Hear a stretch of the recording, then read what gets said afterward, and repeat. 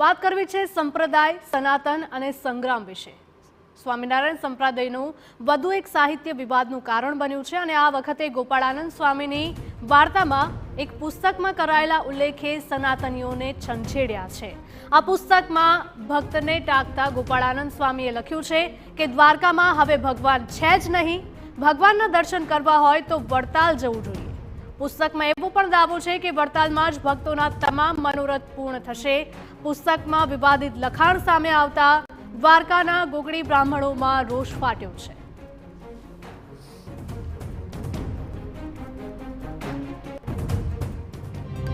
દ્વારકામાં દ્વારકાધીશ ઉપર સવાલ કરો છો કે ત્યાં નથી।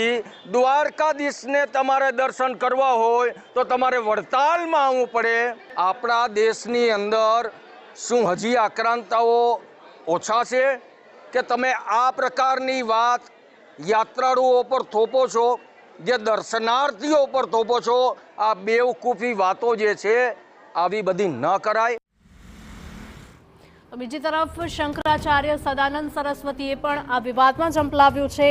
શંકરાચાર્યનો દાવો છે કે પાછલા 4-5 વર્ષથી સ્વામિનારાયણ સંપ્રદાયનું સાહિત્ય સનાતન પર હુમલા કરી રહ્યું છે અને આ સિલસિલો હજુ પણ યથાવત છે। તેઓએ સલાહ આપી કે હિન્દુ સંપ્રદાયો અંદરો અંદર જ લડશે તો વિધર્મીઓનો સામનો કેવી રીતે કરીશું।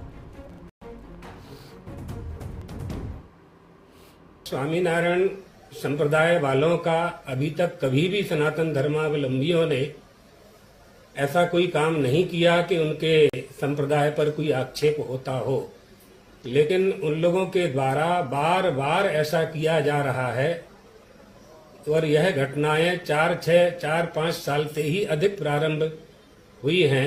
यदि हम आपस में ही युद्ध करने लगेंगे तो विधर्मियों से कौन लड़ेगा। વિવાદ વકરતા હવે હિન્દુ સંગઠનો પણ સામે આવી રહ્યા છે। ભગવા સેનાના રાષ્ટ્રીય અધ્યક્ષ કમાલ રાવલે વિવાદિત ટિપ્પણીને કૃષ્ણના અપમાન સાથે સરખાવી અને સ્વામિનારાયણ સંપ્રદાયને માફી માંગવા ચીમકી આપી। સાથે જ સ્વામિનારાયણ સંપ્રદાયને વિધર્મીઓ સાથે સરખાવ્યા। હવે એવું દેખાય છે કે મહાભારત તરફ સ્વામિનારાયણ સંપ્રદાય જઈ રહ્યું છે। તો આ હવે એ સમજી લો કે હવે પ્રશ્ન એક જ બની ગયો છે એની પર કે આ તો સનાતન ધર્મ આવી જાય મેદાને। સનાતન ધર્મના જે જાગૃત વ્યક્તિઓ છે આપણા હવે મેદાને આવી જાય, કેમ કે હવે મને એવું લાગતું નથી કે હવે ચલાવી લેવાના મૂડમાં આપણે છીએ। બાકી આ લોકોને આ પુસ્તકોની અંદર જે જ્ઞાન વાપરવામાં આવ્યું છે એ સનાતન ધર્મ વિરોધી છે। આ વિધર્મીઓ કરતાં એ જાય એવી કક્ષાના લોકો છે। શું છે? આ સનાતન ધર્મનું અતિ ભવ્ય અપમાન ગણી શકાય। આ લોકોની કોઈ મર્યાદા નથી। આ લોકોએ ક્યાંય શું લખ્યું છે। આમ હવે ફરી એકવાર સનાતન વિરુદ્ધ સ્વામિનારાયણ સંપ્રદાયનો વિવાદ વકર્યો છે, ત્યારે જોવું રહ્યું કે હવે આ વિવાદ ક્યાં જઈને અટકે છે।